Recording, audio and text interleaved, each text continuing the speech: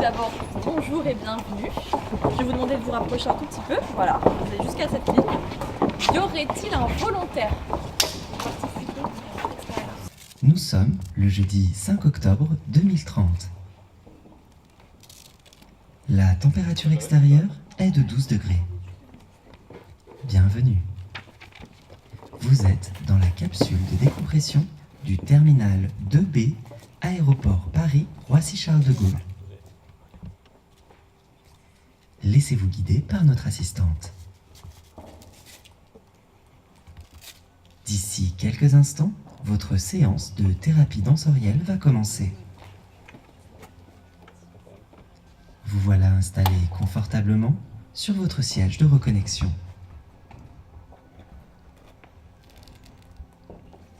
Nous allons bientôt collecter vos données afin d'établir votre diagnostic émotionnel.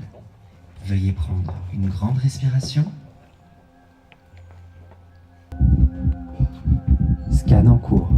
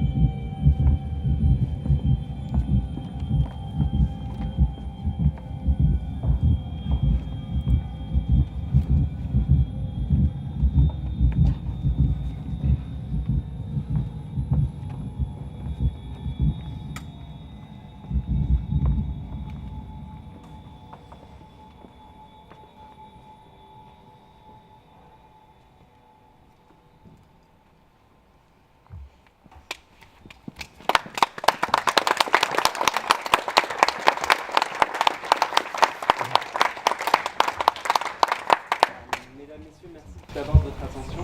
On va laisser un petit instant à notre acteur patient de venir nous rejoindre, mais c'est l'occasion aussi d'avoir déjà un temps de parole et de partage sur notre projet. On a laissé aussi une part de mystère, on est un échange et un retour. Donc n'hésitez pas, vos questions et vos retours sont les bienvenus. Et puis on va avoir votre retour aussi qui est tout aussi important, mais si vous avez des questions évidemment.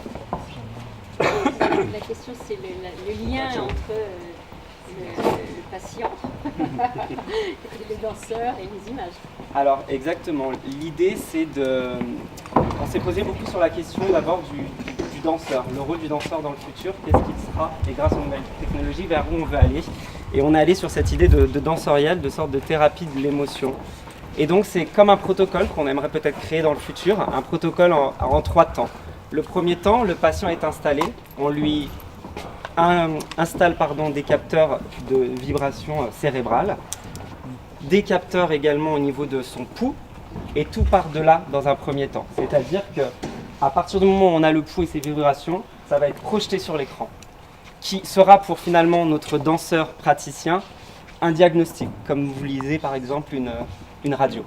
D'accord ? Donc l'idée c'est d'abord pour ce patient de collecter ces données et d'avoir des informations pour le danseur praticien. Deuxième temps, le danseur praticien va s'inspirer de ce qui est sur l'écran, du temps qui est donné par le battement de cœur pour créer une chorégraphie et répondre à l'état émotionnel du patient. Donc ça, c'est le deuxième temps. Et en fait, tout le mouvement que vous avez entendu, tous ces sons, c'est du direct. Il est connecté, vous avez entendu scan en cours, il est connecté en interaction directe et tous les sons que vous avez entendus, c'est du live, de l'instantané. Dernier temps, donc on a pris ces informations, il les a reçues, il les a interprétées. Et le dernier temps, c'est on va redonner une énergie au patient. Vous avez vu au début des capteurs qui ont été installés. Et bien en même temps que vous avez le mouvement, vous ressentez des vibrations, tel un acupuncteur qui appuierait sur des points ou un massage. Et donc l'idée, c'est d'avoir une coupure sur l'état de stress qu'on peut avoir dans notre quotidien et finalement de ressortir avec une énergie nouvelle. Et voilà, la réflexion, elle est là dans la danse, dans le rôle que le danseur peut avoir dans notre société et aussi ce que les technologies peuvent apporter dans notre société bruyante et avec un rythme souvent effréné.